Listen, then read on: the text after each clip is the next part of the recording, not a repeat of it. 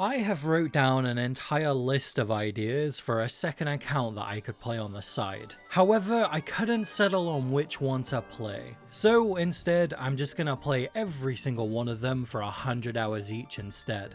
This time I'm trying out Ultimate Iron Man mode, which of course means no trading or grand exchange like a regular Iron Man, with the added limitation of not being able to use a bank. This mode almost requires you to put a lot of thought and planning into your grinds so that you can make the best out of your inventory management, skills of which I do not possess. I always like to have a goal that kinda fits the type of account that I'm playing, so for this UIM I'm gonna aim for 175 quest points, and ideally I'd like to try and hit that goal by also getting Barrow's gloves. Playing a UIM is all about torturing yourself and pushing your game knowledge too, so I'm also going to be blocking myself from using fairy rings and teleport jewelry to get around the map quicker. I figure questing on an Ultimate Iron Man gives the best demonstration of what this account could be like long term, and I'd like to try and test my game knowledge as much as possible. So, hour 1, I chose the silliest name possible and speedran Tutorial Island, making sure to grab the UIM status. I instantly started questing, making a beeline straight to the Lumbridge Mill to grab all of the ingredients for Cuck's assistant. I blasted some goblins using up the starter runes on the way back, and that's the first quest done. If I'm gonna be going on a questing spree, it's probably best that I knock out some agility as soon as possible so that my run energy doesn't suffer too much. So on the way to Draenor, I paid a visit to Farmer Fred and knocked out Sheep Shearer, and then I started the agility grind in Draenor. It used to be level 10 for this course, but Jagex has lowered it to level 1. Which makes a lot of sense. I mean, back in the day, to start agility, you always had to get to the gnome course on the entire other side of the map, or use quests to level it up. There was also another update that made some big changes to run energy a few months ago, and so even getting just a few agility levels really helps. And I'll be needing some decent agility levels for some upcoming quests anyways. At the end of hour 4, I'd hit 40 agility, which I figure is a decent time to stop. I'll need 48 agility for Recipe for Disaster, but I'm gonna need access to Canifest for the level 40 course. I was close to the Varrock Museum, so I completed that one real quick. It doesn't give any quest points, but it's some nice total levels for Slayer and Hunter. And something I've never really done before is get free XP from these combat dummies by Varrock Eastbank. You can go from level 1 to 8 attack fairly quickly. Hour 5, I home teleported and restarted the questing spree. If I can get my quest points around double what my current hours are, then I should easily make the 175 quest point goal. So, Mistler Mystery is a real quick one to knock out. It has no requirements and boosted the crafting level a little bit as well. I also started and finished Restless Ghost. The prayer levels are such a nice bonus for this as well, because training prayer on a UIM sucks, as I'm going to be finding out very soon. I also completed Rune Mysteries nearby. It's quite a nice one to pair up and multi-quest whilst doing Restless Ghost. And then I used the one-time free teleport to the Stronghold of Security so that I could claim the free 10k, which I immediately spent on some runes that I'm going to need for some upcoming quests. Back in Lumbridge now, and it was time for X Marks the Spot, an easy quest point and another lamp that I can dump into prayer. My whole plan of attack at this point is the Witch's House quest in Tavali, so I grabbed some cheese nearby from Port Sarim and made my way towards Falador. I always try to hit random mobs, and this time it was an imp that dropped a yellow bead. I figured it would be a huge waste to leave it behind, so I'm going to be taking it with me.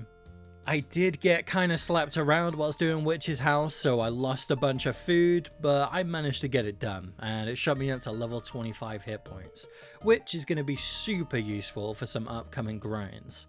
And not only that though, it also gave me a very nice 4 quest points.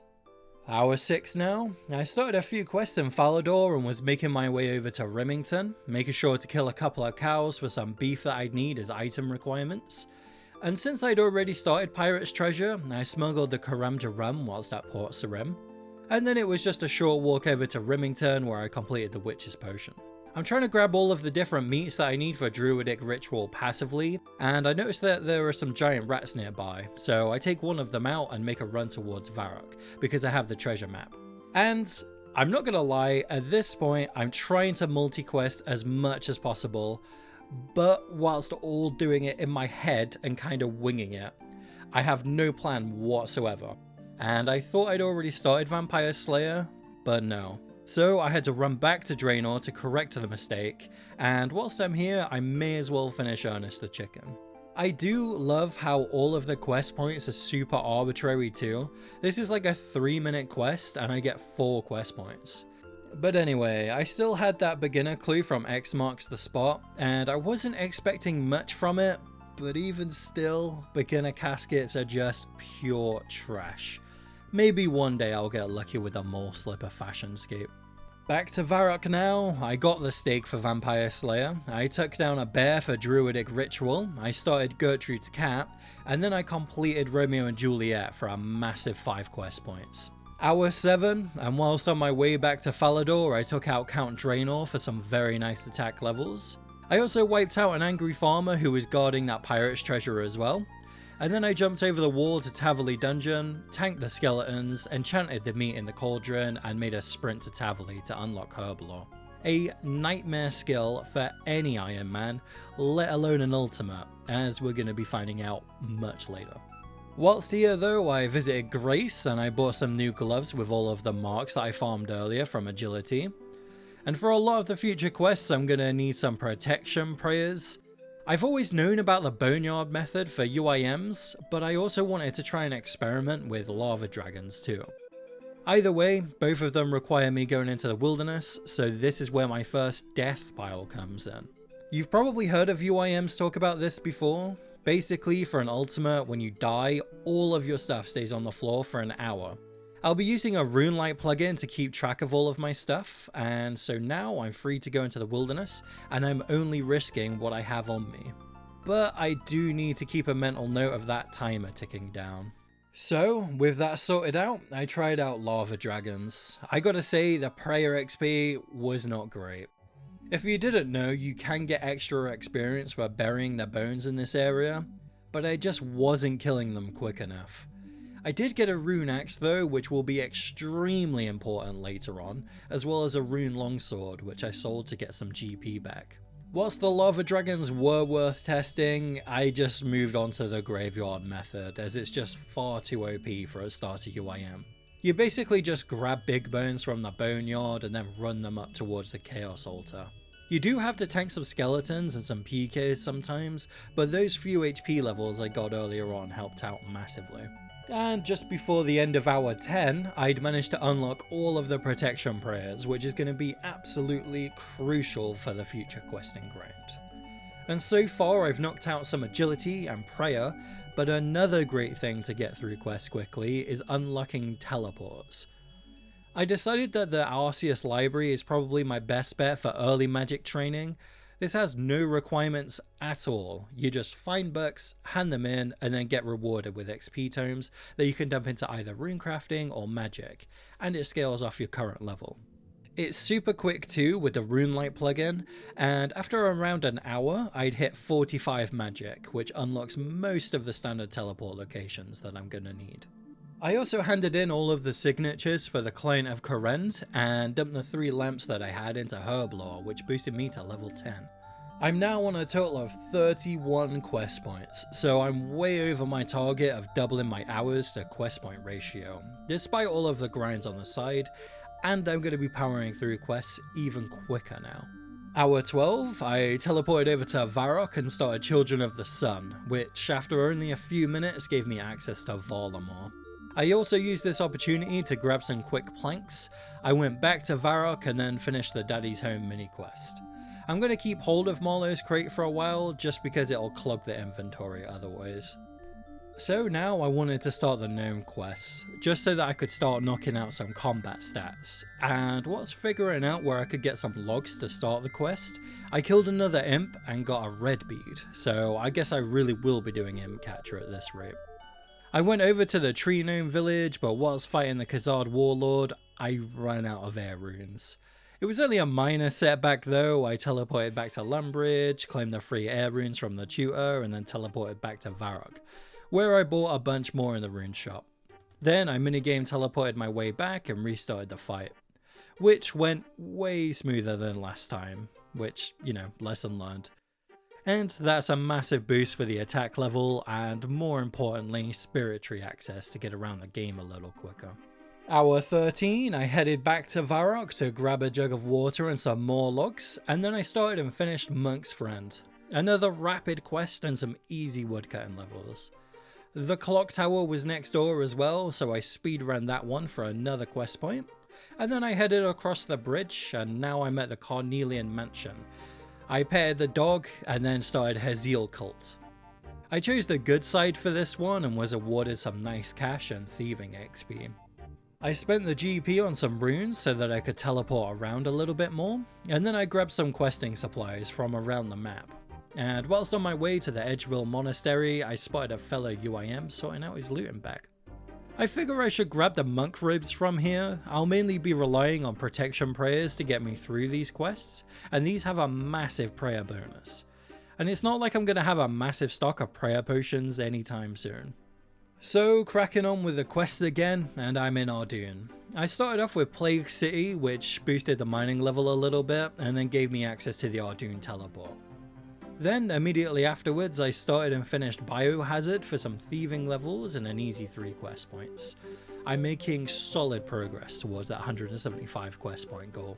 Hour 14, I stayed in the general vicinity of Ardoon and boosted my attack levels dramatically with Fight Arena. And a little tip for this one, you don't actually need to fight the final boss being General Khazad. You can just take down the Hellhound and then leave, which is a nice time save.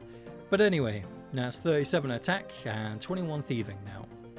I was trying to avoid this next quest and was hoping I wouldn't have to do it at all, and that was Sheep Shearer. This one is a real pain, although you do get the satisfaction of poisoning the sheep afterwards and burning their remains. And it also rewards 4 quest points, which is kind of big. It's also a good thing I'm not a nightmare mode account. I almost died attempting to fix the railings for Dwarf Cannon. I genuinely thought I'd have to teleport out and get some food at one point, but I got it done. Barbarian Assault was next door, so I skipped the tutorial to unlock the minigame teleport, then went out back to start the bar crawl, which I spent a few lore runes getting around the map. It's a weird little mini quest, but it's actually a requirement for a lot of future quests. And here is where some of the more unique UIM planning comes into effect. I wanted to start the waterfall quest, but I remembered there's a small portion where I basically have to drop everything in my inventory to progress. So it's time to open and make use of Marlowe's crate, because it only has a destroy option on it. I figure if I'm going to be training construction using the materials inside, I should grab the planks next to the barbarians for a little bit of extra XP. I didn't get a ton of levels out of it. I got to like level 13, which is decent, but I couldn't make use of the oak planks. But I held on to everything else though, and then I started Waterfall. I dropped all of my belongings at the start of Galerial's tomb and grabbed all of the items inside as quick as I could. A short while later, and that's Waterfall completed. A gigantic boost for the combat stats. I sold the diamonds to the Alcarid gem store for a little bit of cash, and then I cleared out the inventory a bunch before starting and finishing Murder Mystery back in Ardoon. It's really nice getting these small cash drops from these quests. I bought some extra lore runes and an Addy short sword, which I'm going to be using in these Camelot quests that I've just started at hour 16. Merlin's Crystal was first, and this is going to help out the quest to hours ratio a ton because it gives a massive 6 quest points alongside the Excalibur. Holy Grail is next, and whilst travelling the world completing it, I passed the Karamja volcano and wiped out some imps along the way, scoring myself a black bead, meaning I'm only missing the white one now. Which is not bad, considering I'm just driving by most of these guys, and what made it even better was gaining a frog token for our log slot, which can also be swapped for an XP lamp later on. I flinched the Black Knight Titan with that Addy sword I bought earlier because it has a reduced attack speed over the Excalibur, although I did need to do the killing blow with the Excalibur. But that's the Holy Grail quest done, which boosts even more of my combat stats, bringing me up to level 43 combat and 60 quest points. I'm so far ahead with these quest points that I took a small break to hunt at less speed just so that I could clear up some inventory slots. I did expect to get screwed over and spend like a good 30 minutes here, but I got it within just a couple of minutes, and so that's imp capture completed too. One of the bigger requirements for Recipe for Disaster outside of the quest points is Desert Treasure, which has some time sinks attached to it. One of which is fire making, and there aren't really many, if any, quests that boost fire making by a large amount. So, because I also needed some more woodcutting levels for some future requirements, I decided to spend a few hours leveling both of them up. If I wanted to be super efficient with the playtime, I could have been tick manipulating, but I'm playing multiple accounts at the same time so that I can try and get some more content out. And at this very moment, I'm about to hit 30k subscribers, and so it would help me out massively if you could subscribe and leave a like. Hour 21, I need to stock up on some lore runes to get around the game quicker. And anytime you see me buy more of these, just know that I'm risking everything I have just to get to the mage bank. And the next quest was Demon Slayer, which is kind of an annoying quest for UIM, simply because of the 25 bones that you gotta bring to Wizard Trayborn. You can bring them in batches though, so luckily I didn't have to death pile. The rest of this one was quick too, so that's another 3 quest points added to the total. Whilst the inventory was clear, I also grabbed all of the materials for Doric's quest. I completed the Black Knight's Fortress as well as the Corsair Curse, because they were all roughly in the same area. I then went back to the Gnome Stronghold because I wanted to keep boosting my stats. I took on the Grand Tree, which gave a ton of quest points and XP as well as access to the Gnome Gliders. Another quick one for some quest points is Goblin Diplomacy. I recently learnt that you can find the goblin armor inside random boxes in the area, and I always thought that you had to kill goblins for it as an Iron Man. So the most annoying thing about this was just grabbing all of the dies. After that, I wanted to complete the dig site quest, but I didn't have the thieving level. So I quickly knocked out some quests that will give a ton of XP real quick, being Tribal Totem and Queen of Thieves. On the way back to the dig site, I spotted a lucky impling. I've probably only ever found about 3 of these since they were released years ago. So I hopped on the completionist account to grab it and add it to my dopamine bank tab. And now I have the level to pickpocket the stupid worker at the dig site, so that's another quest complete alongside a bunch of mining and herblore levels. Hour 24 and I've just helped out Spria in Draenor for a bunch of Slayer points, XP, and most importantly, some reinforced goggles. I don't know why, but I enjoyed the look of them so much that I wore these for the rest of the entire playthrough. If I was playing this account long term, I'd probably be following the optimal quest guide word for word. But I'm really only interested in getting those 175 quest points and potentially the Barrow's Gloves. So I'm kinda just picking quests solely on if I have the skill requirements as well as the inventory space. And I wanted to test my game knowledge as much as possible, and so next up was the Observatory quest.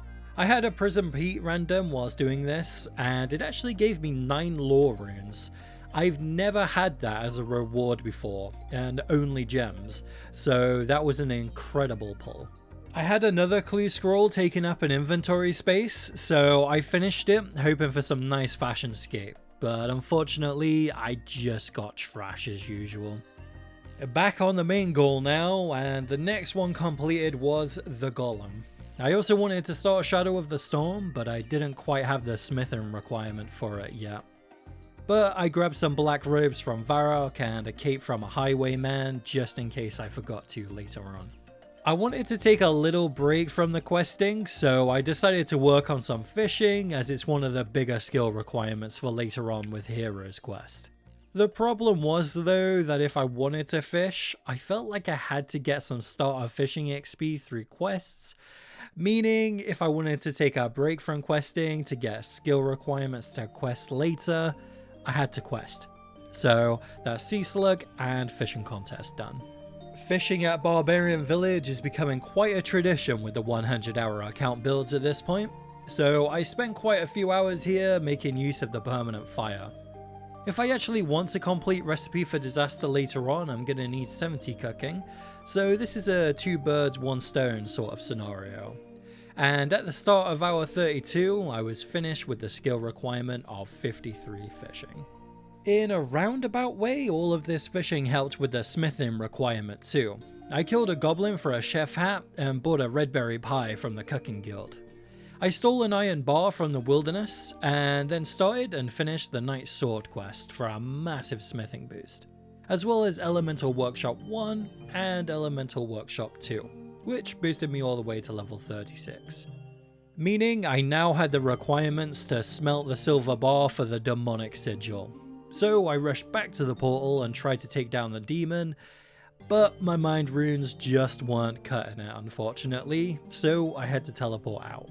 I knew I'd have to try and earn some money for some better runes, and after a little bit of brainstorming, I came across the new Alderan gem store.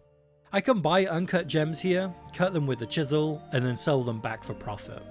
I also knew about the wines method too, where you grab some Eclipse red wines from the Hunters Guild and sell them to the shop, but I didn't know how viable that would be as a UIM. I figured I'd have to death pile for it, and that it'd be slower. Plus cutting all of these gems was getting me crafting XP. I ended up on level 40 crafting in this little session, and so then I bought myself some death runes and karambwans with the profit from Brimhaven. I then gave the demon another shot, but it turns out that magic just doesn't really seem to do much, even if you're using blast spells. So I ended up just flinching the demon to death instead. I'm gonna have to remember that for future 100-hour accounts. I put the XP reward into ranged simply because it was level 1 at this point, and it probably would have took forever to train that if I needed to later on. I knocked out some quick fletching levels at the top of Lumbridge Castle as I needed them for the tourist trap. I made use of those death runes on these bosses too, which helped speed it up a little bit. And the XP was spent on agility, as I figured it's probably the slowest to train out of the 4 options. Plus, I still needed some more levels for future requirements. Sleeping Giants was going to be the next quest, and whilst cutting down an oak tree, I managed to get an elite clue. And I'd love to say that I managed to complete this somehow, but the very first step was Sherlock, so I threw it away immediately. Progressing with the quest though, and the Giant's Foundry is an incredible unlock for this account, and I'm going to be coming back here later on. I also had to empty the inventory for that one, and so I figured I'd take advantage of that and do the Tower of Life simply because you have to hold tons of construction parts, and then I moved on to Priest in Peril where you have to deliver 50 essence, which I had to do in 3 trips unfortunately. But that now means I have Mauritania unlocked, so I could knock out a quick one here being Nature Spirit. And because the inventory was still kinda clean, I took on Rag and Bone Man too, making sure to hop worlds to save time on the cleaning process. I then reclaimed my monk robes and started working on Death Plateau, which required me to have over 20 items in the inventory. At one point, I needed to grab some beers to win at the dice game upstairs. I didn't have the inventory, so I dropped my lore runes to make space. I mean, it's not like some random mid-level player is gonna walk into the pub and pick them up, surely? Oh wait, no, that's exactly what happened. And yeah, that derailed the plans quite a bit. I still had the Karen memoir book though, so I teleported over there and knocked out the Depths of Despair. I still couldn't figure out where to get a ton of lore runes quickly, so I had to make another dash into the wilderness for some more, which depleted the cash stack a fair bit. So I went back to the tried and tested moneymaker, cutting gems. I didn't know it at the time, but I was getting very lucky with this. The uncut gems take multiple hours to restock, and if someone else decides to do this, then I'm locked out of it completely. I have to hop through basically every world to do it too. But after a while I had made a decent cash stack again and hit 47 crafting. I still had some death runes left over from last time, so used them up on a couple of the higher level quest bosses, being the Dagonoth Mother from Horror of the Deep, and Elvarg from Dragon Slayer, which shot up the combat stats once again. And if you're curious on the stats, then just feel free to pause the video. I'm going to skip through the next few quests real quick as they were fairly straightforward.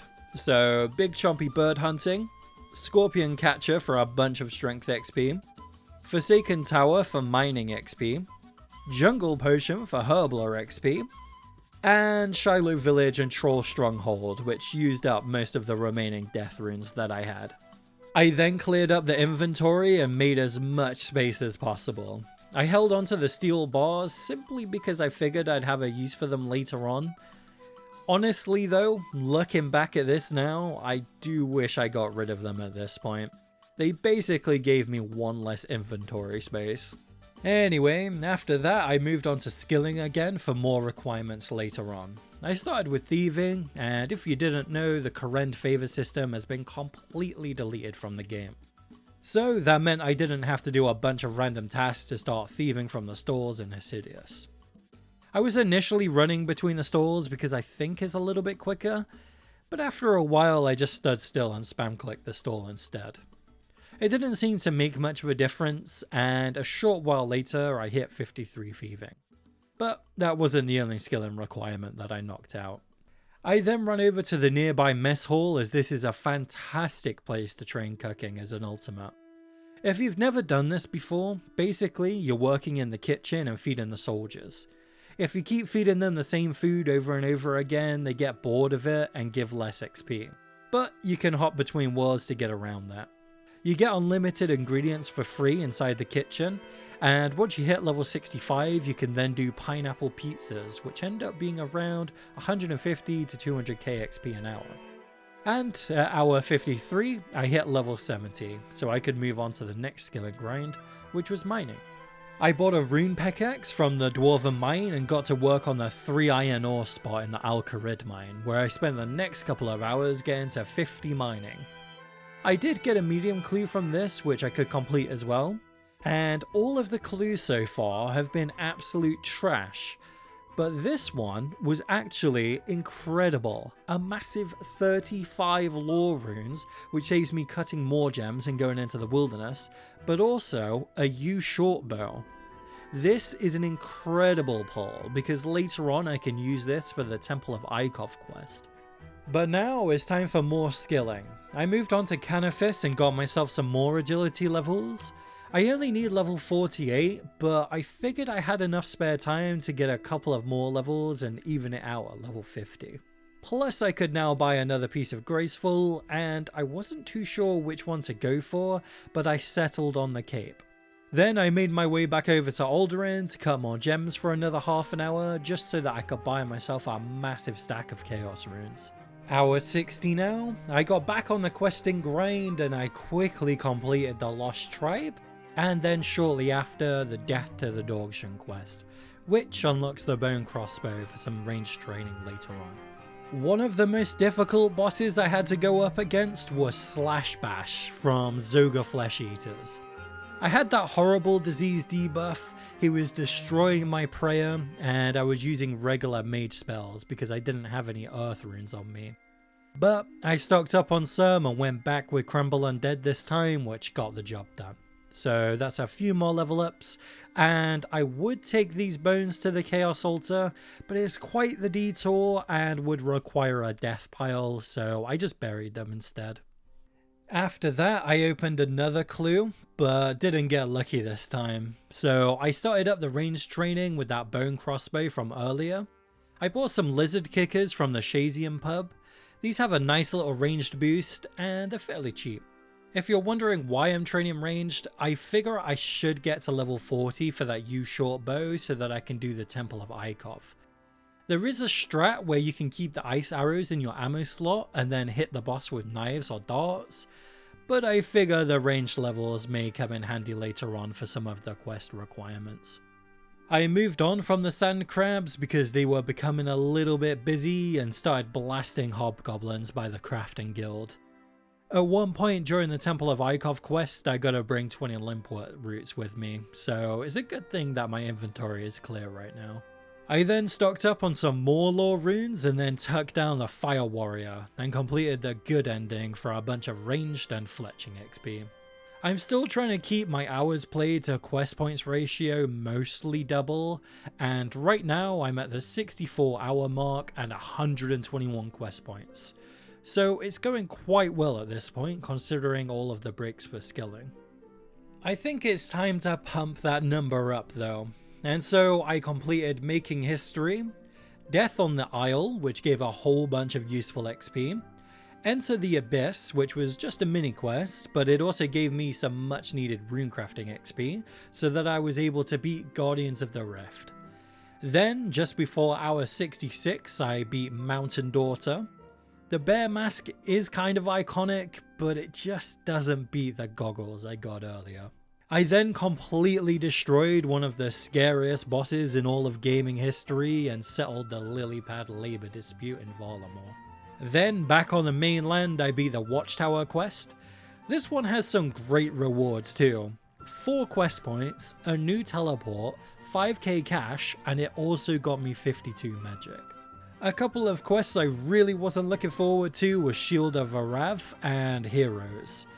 It's a bit of a nightmare trying to find a random person to do these quests with, but I ended up getting help instantly for the Shield of Arav, and the guy knew exactly what to do, so I speedran that one real quick for another quest point. Any time that I had a clear inventory or needed to death pile, I tried to chain together quests just to save a little bit of time. So on this next death pile, I beat Recruitment Drive as you aren't allowed to bring anything with you, as well as Lost City because of having to take the boat to Entrana. I still need to train my Herbler up a little bit, so I took on the Karamja Easy Diary, and because this was the first achievement diary added to the game, you can actually use the Easy Lamp on any skill, no matter its level, unlike all of the other diaries that came later on and require level 30. That level 25 Herbler also just so happens to be the requirement for Heroes quest that I took on next. And whilst waiting around for help, I decided to kill Chaos Druids for a Haralander that I needed, but I also ended up snagging a Ranarr, which I kept in the inventory for a while because I thought it could come in handy later on. I didn't have to wait for too long though. I found a guy who was willing to help fairly quickly, and it seemed like he just wanted to help out as many people as he could too, which was great to see. During this quest, I also unlocked Ice Gloves, which are needed for quite a few upcoming quests. So I held on to them for the time being, as getting to the Ice Queen is quite the annoying process. And just at the start of hour 69, I beat the quest and gained tons of XP boosts, which got me a full chat box of level ups. One of the quests that I really was not looking forward to at all was Underground Pass. I put it off for as long as possible so that I could get more agility XP, but the time has come to take it on, and yeah.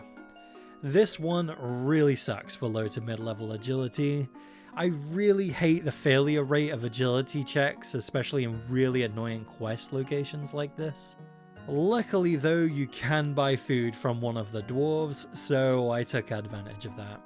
One big bonus about this one though is the huge 5 quest points, giving me a total of 145 now, meaning I'm only 30 off of my goal. Although, ideally, I do want to try and beat Recipe for Disaster 2 if possible. And one of the requirements for which is Monkey Madness. This was another one that I really wasn't looking forward to, simply because of how long it is. But at least with the quest helper nowadays, I don't have to drop 200k or an hour of my time to solve this stupid slide puzzle. For the really long tunnel section of this quest, you have to keep your prayer on for the majority of it, and because of my lack of prayer potions, I figure the best way to solve that would be increasing the prayer bonus even more. So I went to the lighthouse and got myself one of the damaged books for an extra +5. I also bought some more lore runes, and then I mined up some silver to build a holy symbol, which I got blessed to the monastery for another +8 prayer bonus for a total of 24. And it turns out it was just enough to get me through the entire tunnel, and so I moved on to the boss. Chaos runes are not great against this demon, but I did kill it in the end for another 3 quest points, 10k cash, a bunch of diamonds, as well as a gigantic XP boost for the combat stats. The cash stack was looking really low at this point, so it was back to Alderin for a top up. Again, not sure how I'm getting lucky every time with everything being in stock. It seems like a really great way to get some crafting levels and some early cash, and so I highly recommend it to all of the Iron Men just starting out. At this point, I'm at the 73-hour mark with 148 quest points, so I'm fairly confident I'm going to be able to pass the 175 quest point goal.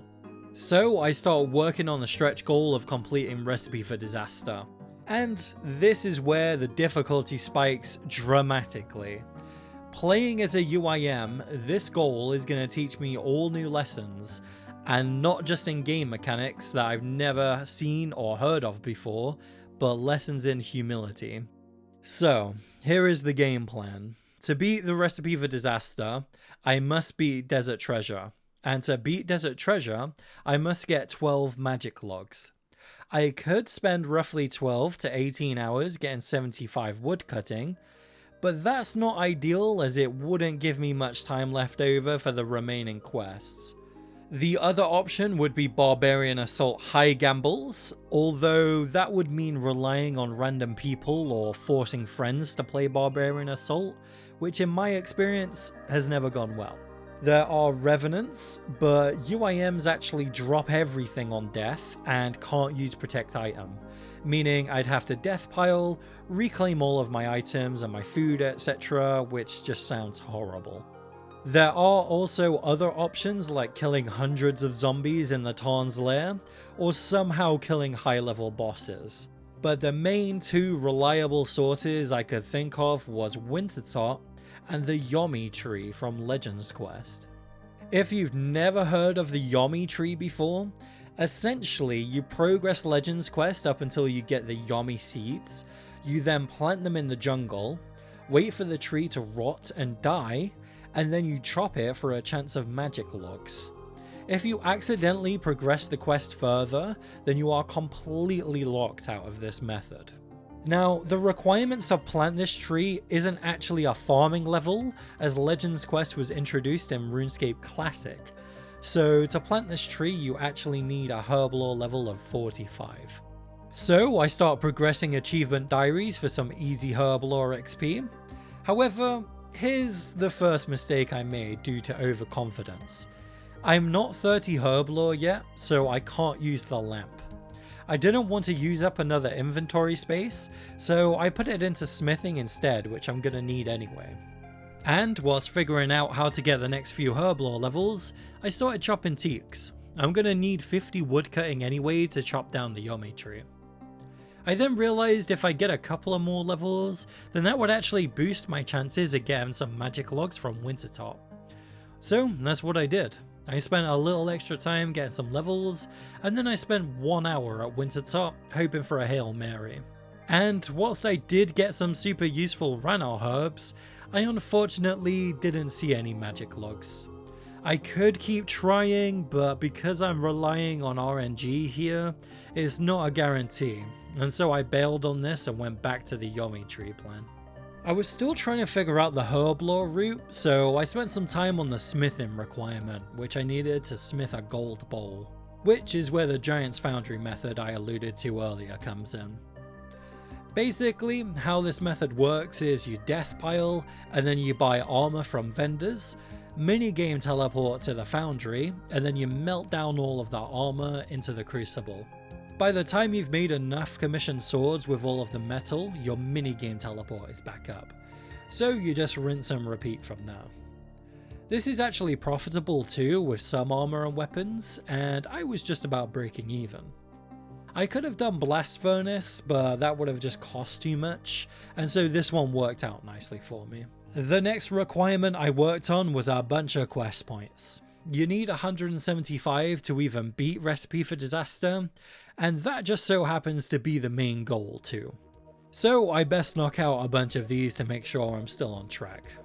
So I completed Prince Ali Rescue, Creature of Fenkenstrain, and Troll Romance. The next one I wanted to beat was the Eyes of Glofrey, and for this one I needed to spend a little bit of time at the Mage Training Arena, just so that I could buy a Mud Rune for this one. Hour 81 now, and time is starting to run out. I did a quick speedrun attempt of ethically acquired antiquities.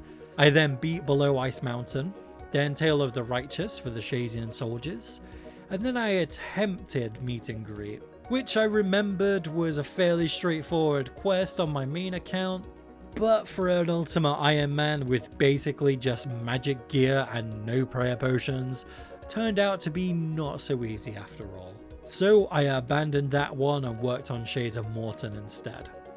Which is where one of the most significant mistakes happened. My inventory is full, and for this quest I need a ton of construction supplies in my inventory. I could death pile and come back, but that would use up a lot of precious time. I do have a bunch of options though, and my thought process was that I have finished my woodcutting requirement and I could use some extra cash at this point for more runes. So I decide to sell off the rune axe to make space. This was potentially the biggest blunder of the account, but at the time I had no idea and thought I was making the correct choice. I'd now like you to pause the video and, without looking at the wiki, leave a comment with your guess as to why this choice was so catastrophic. So let's now carry on with the progress. I beat Shades of Morton for 29 herb lore. I then beat Tears of Guthix, which gave me a bunch of farming XP. I beat the Monstrosity for Soul's Bane. And then I started making progress on the 59 magic requirement for Family Crest by blasting rock crabs. I did run out of runes though, so I ended up needing to make some extra cash, and once again, luckily for me, the gem store was in stock, so I bought some more runes, headed back to Relica, and got the last remaining levels. I'm not sure why, but nobody seems to use these Relica crabs anymore, which is worth noting down if you're ever looking for a free AFK crab spot in the future.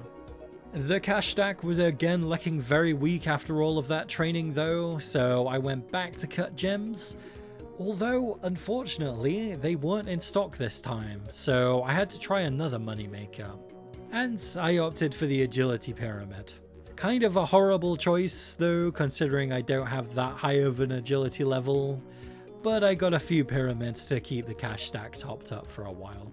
I then grabbed all of the items for Family Crest, I killed that demon inside the low level wilderness cave, and that's the last quest requirement needed for Legends quest. I was trying to get myself a diamond for the quest, but the gem rocks in Shiloh were being camped by a ton of bots. So I tried mining stars instead, which ended up screwing me over because I got the diamond on my third gem bag. And that burned quite a lot of time. If I had planned this out better, I would have kept one of the diamonds that I had as rewards from previous quests. But that's what I enjoy about playing these 100-hour accounts. I get to experience the game in different ways and learn more about my favorite game. Another item requirement was the Soul Rune, and so I just grabbed that one from the Magic Training Arena like the Mud Rune from before. The inventory space was once again getting quite tight, so I sold off my graceful gloves, then spent the marks on some crystals which I dropped for some random players, because I may as well. I then got all of the way through to the cave system and got blocked by this door. I kinda just skimmed over the fact that Quest Helper was telling me that my strength level was boostable for the quest, so I had to teleport out and have the apothecary make me a strength potion. I was really not having a great time with this quest, I have to say. When making the gold bowl, I ended up failing to make it like 4 times in a row. I had no idea that could even happen. And so to save time, I was telegrabbing the gold bars from below Varrock Westbank, which was depleting the lore rune stack. Then came the demon, and at this point I only had mind runes left over, which I thought would be enough. I mean, it usually is for all of these demons, but no. I even tried to flinch him with an Addy pickaxe, but that didn't work either, and this is quite a unique boss fight because he eventually just gets bored and teleports away if you don't kill him fast enough. So I out my Iban staff, which made a little bit more money. I bought some better supplies and gave it another go, and luckily it went way better this time. The only problem is that I'm really starting to run out of time now. but at least I have those Yomi seeds. I then ran around the game collecting as many XP lamps as I could. I used the lamps from the Historian to boost to 30 herb lore, and then I dumped a whole bunch of achievement lamps into the skill too. But they didn't take me as far as I needed to, so I had to have a think about other possible sources of big herb lore XP drops. One of which was Edgar's Ruse, which used up one of those runners I had gotten earlier. Collecting the gout weed was a little bit of a pain, but I got it done. And as you can see, getting all of those diaries and this quest done ate up a lot of time. And the only possible thing I could think of for another big boost in herb lore was using the XP lamps from one small favor. A horrific quest for anybody, let alone an Ultimate Iron Man on a time limit. So I tried to get it done as quick as possible. I dumped all of the XP into herb lore, getting me to level 44. I figured at this point I could just boost the level with a wine from Alderaan or something. Next up, I tried to do my moneymaker so that I can get some more runes to prepare for Desert Treasure. Although, unfortunately, someone's beat me to it. I also realized I'm now at the point where I have to raise a cat, otherwise I won't be able to beat the subquest for Evil Dave. So I fish up some Karambwanji to feed the little guy because I can stack it up in inventory, and then I made my way to the pyramid. And it's here, whilst collecting all of the tops for cash, I then look up how to plant the Yomi tree. And to my absolute horror, you cannot cut this tree down with anything less than a rune axe. You know that one item that I sold off about 30 hours ago? The one thing I thought that I could not possibly have a need for anymore? Because surely there cannot be a tree in RuneScape that has an axe requirement? If you genuinely guessed this correctly without looking at the wiki, I salute you. I've played this game for over 20 years and I had no clue that there was a tree that had an axe requirement outside of the blessed axe for animal magnetism. Literally every other tree in this game that I know of you can cut down with a bronze axe. Now, there's a lot of places you can get a rune axe. I initially got the original one from Lava Dragons at the very start, but I don't have time to death pile, and because of my cat now, if I take it into the wilderness, I'm literally risking everything, and probably won't hit the main goal of 175 quest points. There are a whole bunch of other ways to get a rune axe, but the only one that's really viable is tree spirits, which are only inside the enchanted forest, which I have to get to via a fairy ring.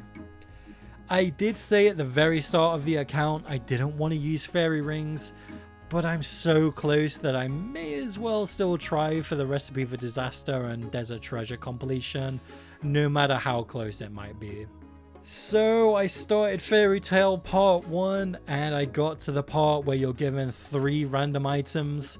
The first 2 items were absolutely fine, but the third one was a nature talisman. So at this point, I just threw my hands up and I admitted defeat. The game has severely punished me for selling that rune axe, and I'm never gonna live it down. But with that said, I still have a decent amount of time to go for the main goal of 175 quest points. So I look through the remaining quests that I have left and knock out Twilight's Promise and Spirits of the Elite. I then thought a fitting way to end things would be the same way it all started. So I helped out the chef with the Dirty Blast. I then grabbed the eggs, milk and flour to bake cakes to rescue the guests. I chose to help the dwarf because I held onto those ice gloves and I wanted to make use of them. And then the Lumbridge Guide by enchanting all of the ingredients. And there we go, the main goal has been completed, 175 quest points. You know, I feel like if I was to attempt this again, then I could beat Recipe for Disaster with all of the game knowledge I have now. There were so many points where I felt like I could have saved time. Like, I could have done less boneyard running at the start and then gained prayer XP through quests. Or I could have stayed in one spot making all of the money that I needed all at once. Maybe I could have farmed some kittens from the very start and then traded them in for death runes. Maybe I could have changed some quests together better. Maybe I could have spent some less time on agility, things like that. But in the end, I went into this without a plan and just went off of my own game knowledge, and even though I didn't beat the stretch goal, I still learned a lot about the game, and I feel like I experienced what UIM has to offer if I was to play this account in the future. So, in the end, I see this as a win, and if this is the account build you want to see more of, or maybe you want to see me attempt this challenge again, then do leave a like. The next 100-hour video should be coming up on screen soon, as I want to quickly thank my channel members. Regent Shadow, Scooter McGavin2, Jazari, Tom, Madman, Jonas Bean, Siotos, Sivaro, and Henrik the Epic at the supporter tier, Hot Lizard Girl, Amity, and Misks at the patron tier, and a gigantic thank you, as always, to Crimson, Nathan JB, Dustis, I Am Chomp, and Casp at the benefactor tier. Thank you all so much. I'll see you in the next video.